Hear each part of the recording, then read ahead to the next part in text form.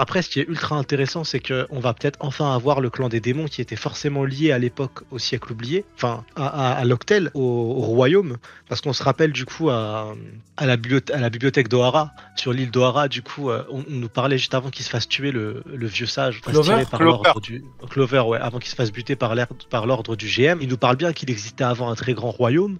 Là, on savait aussi à Wano Kuni qu'il y avait il y a le crâne immense du démon là, à cornes. Et là, pareil, il y a un combattant d'une armure, on dirait une armure de Oz.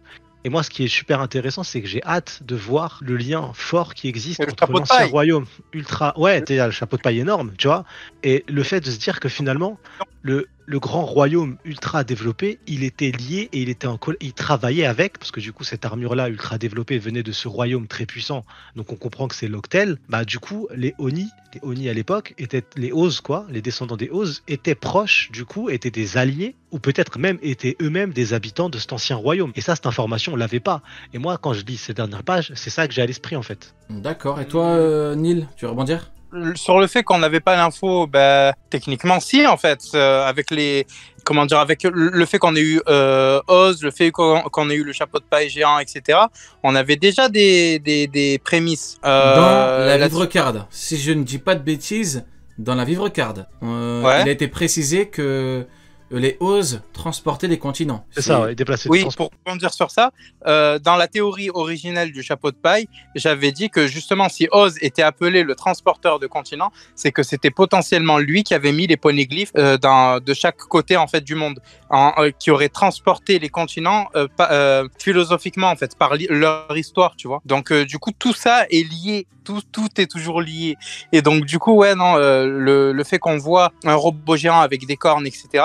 Moi, pour l'instant, ça me conforte dans mon idée, hein, et jusqu'à présent, trouvez-moi une preuve du contraire, quoi, tu Ouais, vois. bah, moi je savais pas, je m'étais pas dit qu'ils étaient alliés de Loctel, tu vois, mais là, quand je vois cette page-là, on sait que le royaume était ultra avancé, bah, on comprend tout ce que c'est Loctel, il n'y a pas besoin de... Et donc du Totalement. coup, on se dit, bah, les Oni étaient du coup soit des habitants de Loctel, soit des alliés de ce royaume-là, en fait. Et ils ont perdu cette bataille, malgré le fait qu'ils avaient des Oz en armure ultra avancée, quoi. Ouais.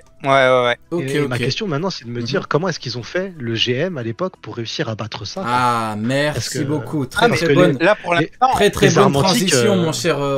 Tout à l'heure, on a évoqué le fait qu'on avait probablement, enfin qu'on avait peut-être l'ancien royaume qui représentait la technologie et les coalitions qui représentaient la force des fruits du démon. Donc, avait-on eu à l'époque un affrontement entre fruits et technologie? Peut-être. Mais le problème, c'est les armes antiques. Parce que de ce que j'ai compris, de ce qui est sous-entendu, il y avait de grandes chances pour que les armes antiques étaient à l'origine à l'Ancien Royaume. Si j'ai bien compris les mots de Clover, les armes antiques étaient liées à l'Ancien Royaume. Donc, est-ce qu'on a eu une utilisation de ces armes antiques contre le royaume alors que le royaume l'avait en sa possession? Peut-être. Maintenant, j'ai hâte de voir ce qu'on aura. Le problème, c'est que, à mon avis, on n'aura pas Trahison on n'aura pas toute, Et tra- on n'aura pas la bataille. Et trahison, On n'aura trahison pas- de Zou aussi. La trahison mais- de Zou est liée aussi à cette défaite. Mhm. encore pire que ça, Sony. Du coup, si on prend le fait que Oda s'inspire de mythologie, etc., il s'est inspiré de la même chose qui a inspiré les Dwemer de Elder Scrolls. Les Atlantes, simplement, ils ont disparu par eux-mêmes, en gros, dans la mythologie. Donc, du coup, c'est la même chose. Une technologie super avancée, tout le monde contre eux, leur propre savoir retourné contre eux. C'est ce qui s'est passé avec le Royaume oublié, techniquement. Est-ce que tu penses que, ça c'est une vieille théorie qui date de 2013 je crois, est-ce que tu penses que du coup Loctel, à l'époque qu'on appelait Raftel, ce serait du coup l'Atlantide et que du Oui, coup oui. bah, l'île serait sous l'eau? Potentiellement, oui, il y avait une théorie comme quoi météorologiquement parlant, le fait qu'on puisse pas Météorologiquement rejoindre parlant, carrément. Ouh, des choses il est chaud là. aujourd'hui, pareil, frérot. Il est chaud. On est sur les variables, c'est bon, je suis une amie aujourd'hui. Bref, en gros, que le bail, ça serait que l'île soit sous l'eau, soit en mode île céleste, soit en mode il y a une brume comme sur l'arc hors série de la brume arc-en-ciel, où il y a un truc qui fait que on puisse pas y accéder à cause de la météo, ou en tout cas de sa position. Donc techniquement, moi, je trouverais pas ça choquant que ce soit une île sous-marine. Tu sais où je pense elle est où en fait? Et je pense que du coup Oda c'est un troller de génie. Tu sais, je pense, elle est où l'île, moi, perso? Vas-y. Après, je me trompe. Elle est au centre de Grand Line, de Red Line plutôt. Tu vois, quand Ah, t'as les mais il y quatre, a... t'as les quatre courants, t'as les quatre courants qui montent, t'as les 4 points en gros. J'étais Ah, après des barres River de rire. Tech. Ouais, j'étais après des barres de rire si les 4 points des road poneglyphes ils mettent sur ces 4 points-là, tu vois. Et qu'en fait, elle est à l'intérieur. Et c'est à cause de Je ça. reconnais cette théorie, et c'est ça- Urarat. Et c'est Ah, sérieux? Ouais, Non, c'était ouais, c'est très très vieux. Urarat. Et lui, c'est pas au centre de la C'est encore Terre. très vieux. Ah bah il a Ouais, volé. c'est plus vieux Ah bah que il a ça. volé. Oh, comme c'est étrange. Ah non, Urarat c'est qui volait une très vieux, théorie. parce que C'est jamais arrivé. c'était- Oh, c'est très étrange. Ouais, vas-y. Cette théorie, c'était avant qu'on apprenne les road poneglyphes et Ah bah, j'avais pas le bac. écoute, Donc, on ne se refait pas, comment dire. Watt, hein. On ne se refait pas. Mais et il me semble que lui, sa théorie, c'est au centre du monde, mais je suis pas sûr. Centre Et, du et du monde, coup, en centre fait, de la lune, c'est pareil. Hein, Et Vas-y, du coup, continue, ouais. Et ce serait à cause de ça que du coup, t'as les courants qui montent, et à cet endroit-là, c'est un peu mystique. Mais que du coup, ce serait intéressant que l'île, elle soit dedans, dans la montagne, en fait. Tu vois. Je viens de penser à un truc. Pour ceux qui ont vu ou qui connaissent Game of Thrones, est-ce que pour vous, on pourrait avoir un truc identique avec l'Ancien Royaume, avec comme dans Game of Thrones, c'est les 7 couronnes, enfin les 7 couronnes, le roi des 7 couronnes là, de tous les royaumes.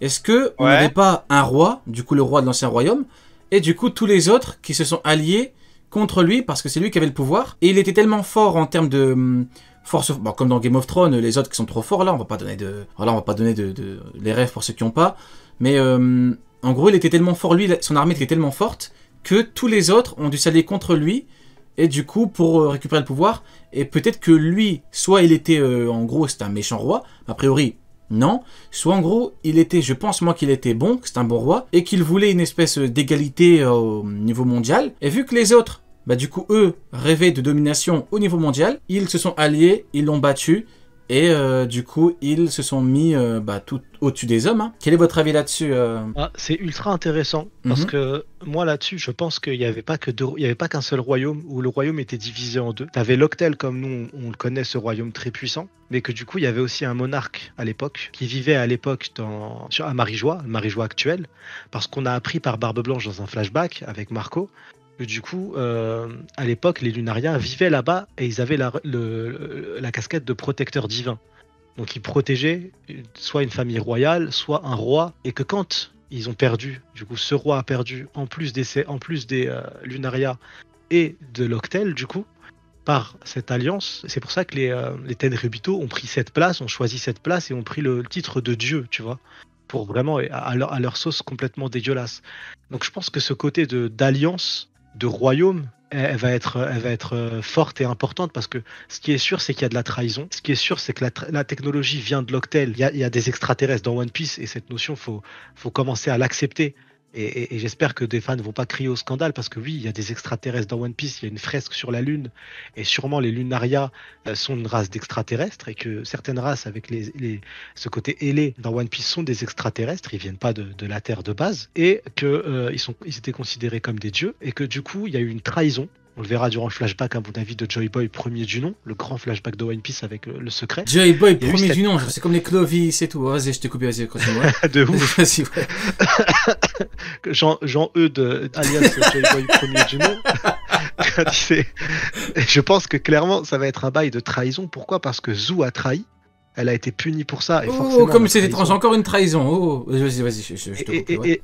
Et Zou n'est pas la seule personne à avoir trahi et à avoir permis une fuite de technologie. Im aussi, sûrement, ouais, peut-être que Im-sama vient de Locktel aussi, ou peut-être même de l'ancien Marijois. Et tu vois, un peu ce qu'on a eu à Wano Kuni. Je pense, c'était peut-être un larbin, comme on a vu avec Orochimaru. Sauf que du coup, là, c'est de manière un peu plus classe et un peu moins dégueulasse. Mais en tout cas, la trahison et les alliances d'armées, pour moi, ça va être des points extrêmement importants pour expliquer la chute d'un royaume aussi puissant et la défaite de Joy Boy. En fait, les Lunaria tout court sont certainement au centre en fait du basculement de la puissance qui a permis aux 20 royaumes de renverser Locktel. Et je pense qu'à l'époque, enfin moi j'avais Locktel supposé, hein? Comment ça Locktel? Comment ça ils ont détruit Locktel? J'ai pas compris. Non, le royaume. Ok. Ouais, j'avais dit à l'époque que je pensais que Im était inspiré de Lucifer, donc que c'était en gros le Lunaria qui s'était arraché les ailes, tu vois.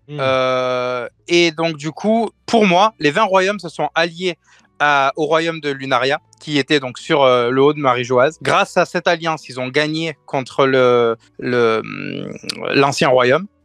Et ensuite, ils ont massacré les Lunaria. Et Im a pris la place de Big Boss, justement. Et Im était au centre de cette trahison. C'est lui qui a orchestré l'extermination de son peuple. Enfin, lui ou elle, je sais pas.